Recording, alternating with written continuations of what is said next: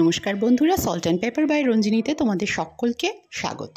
আজকে দেখাবো দই বড়া রেসিপি। একদম দোকানের মতো নরম তুলতুলে সুন্দর দই বড়া মিনিটের মধ্যেই কী করে বাড়িতে আমরা বানিয়ে নিতে পারি চটপট জলখাবারের জন্য আমাদের সকলের প্রিয় রেসিপি আমি তোমাদের সাথে শেয়ার করছি।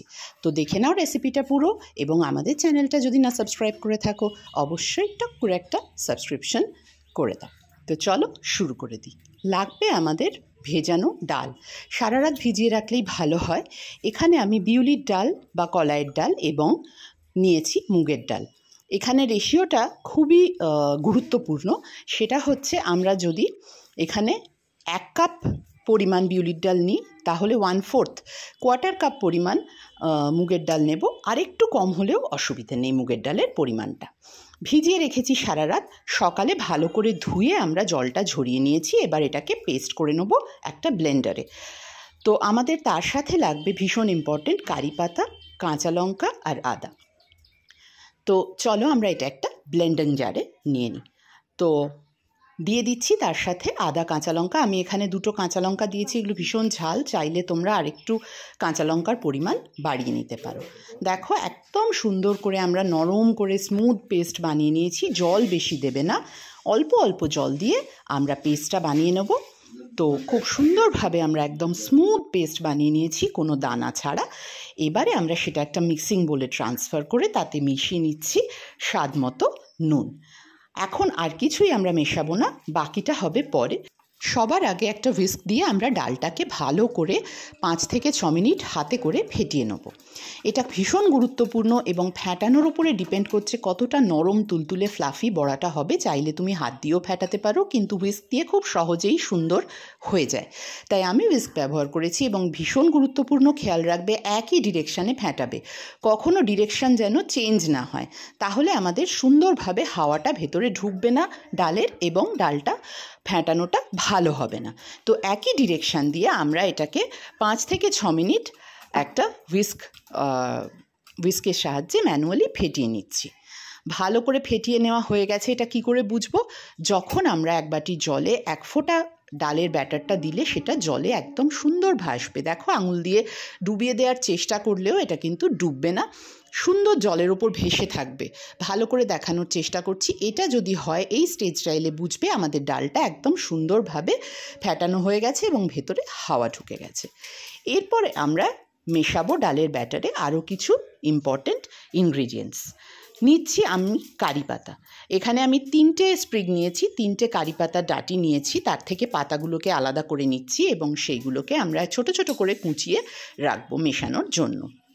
এছাড়া দিচ্ছি মৌরি। আমি এখানে মৌরিটা সামান্য একটু চাটুতে শুকনো খোলায় ভেজে নিয়েছি। তার সাথে দিচ্ছি হিং এখানে আমরা অল্প দিয়েছি, আর কারি পাতা যেটা কুচিয়ে রেখেছি সেটাও মিশিয়ে দিচ্ছি। কোনো ইনগ্রিডিয়েন্ট স্কিপ করো না। একদম দোকানের মতো যদি স্বাদ পেতে চাও আমার রেসিপিটা একদম সুন্দর করে ফলো করে নাও। ভালো করে ফেটিয়ে নেওয়া হয়ে গেছে। এরপরে আমরা রিফাইন্ড অয়েলে, সাদা তেলে বড়াগুলো হাত দিয়েই দিয়ে দিচ্ছি। দেখো সুন্দরভাবে দিয়ে দিচ্ছি। তুমি চাইলে একটা স্পুনের সাহায্যেও দিতে পারো, যেটা তোমার সুবিধে মনে হবে, তাতেও এক রকমের মাপ হবে। এইবারে আমরা মিডিয়াম আঁচে এপিট ওপিট করে ছাঁকা তেলে বড়াগুলোকে ভেজে তুলব।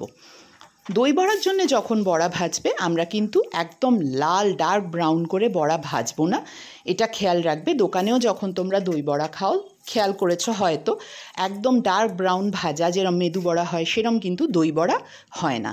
দেখো এরকম কালার যখন এসছে, হালকা গোল্ডেন কালার এসে গেছে, আমাদের বড়াগুলো কিন্তু ভাজা। এরম করে আমরা সবকটা বড়া ভেজে তুলে রাখছি। দেখো কি তুলতুলে নরম হয়েছে, একদম নরম হবে বড়াগুলো। আমি তোমাদেরকে একটা বড়া এখানে ভেঙে দেখানোর চেষ্টা করছি। ভেতরটা এত সুন্দর ফ্লাফি হয়, দেখো সুন্দর হাওয়া ঢুকেছে, এত নরম তুলতুলে হয়েছে বড়াগুলো। এরকমই একদম হবে যদি আমার টিপসগুলো তোমরা ফলো করো। এবারে ভাজা বড়াগুলো আমি জলে ডুবিয়ে রাখবো 20 মিনিট থেকে আধ ঘন্টা। এটা একদম পুরো জলের মধ্যে আমরা ভিজিয়ে রাখবো, তাতে আমাদের বড়াগুলো আরও সুন্দর নরম হবে এবং যে এক্সট্রা তেলটা এর মধ্যে আছে সেটা একদম জলের মধ্যে বেরিয়ে যাবে। দেখো এটা তোমাদের দেখানোর চেষ্টা করছি। যে আমরা একদম ডুবিয়ে রাখবো বড়াগুলোকে। পাশ থেকেও তোমাদেরকে আমি দেখানোর চেষ্টা করছি। দেখো এত হালকা হয়েছে যে বড়াগুলো ভাজার পরেও আমি জলে চামচ দিয়ে চাপ দিয়েও ডোবাতে পারছি না। একদম সুন্দর হালকা ফ্লাফি বড়া, দোকানের মতো, হয়তো বা অনেক দোকানের থেকেও ভালো। আধ ঘন্টা পরে আমরা ওটা ইউজ করব, ততক্ষণ বানিয়ে নিচ্ছি দইটা। ভালো করে সুন্দর ফ্যাটানো টক দই আমি এখানে নিয়েছি, তাতে স্বাদ মতো নুন আর দিচ্ছি চিনি। তোমরা যদি চিনি না চাও, কেউ না খাও, বাদ দিতে পারো, কিন্তু দোকানের দই বড়াতে কিন্তু দইটা অবশ্যই মিষ্টি থাকে, নিশ্চয়ই তোমরা খেয়াল করেছো। ভালো করে এবার আমি ওটাকে আরেকবার হুইস্ক দিয়ে ফেটিয়ে নিচ্ছি, যাতে একদম সুন্দর স্মুথ হয়ে যায়, কোনো রকম কোনো লাম্পস না থাকে, আর চিনি নুনটাও ভালো করে একদম দইয়ের মধ্যে মিশে যায়।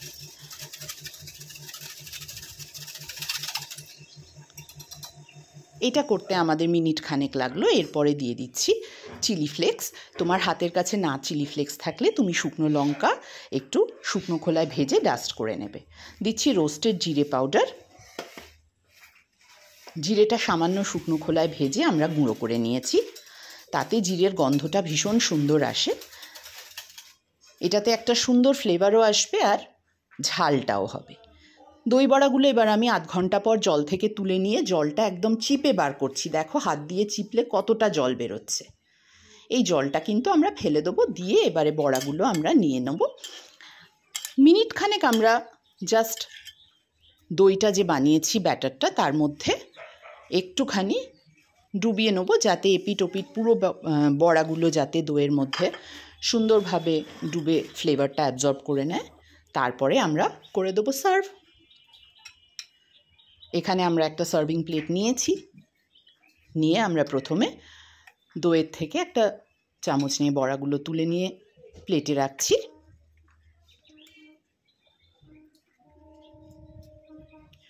উপর দিয়ে আরও একটু দই দিয়ে দিচ্ছি। দই বড়ার বিউটিটাই হচ্ছে যে আমাদের দইটা যেন খুব কম পরিমাণে না থাকে, বড়াগুলো একদম দইয়ের মধ্যে একটু ডুবে ডুবে থাকলে তবেই সেটা খেতে ভালো লাগে।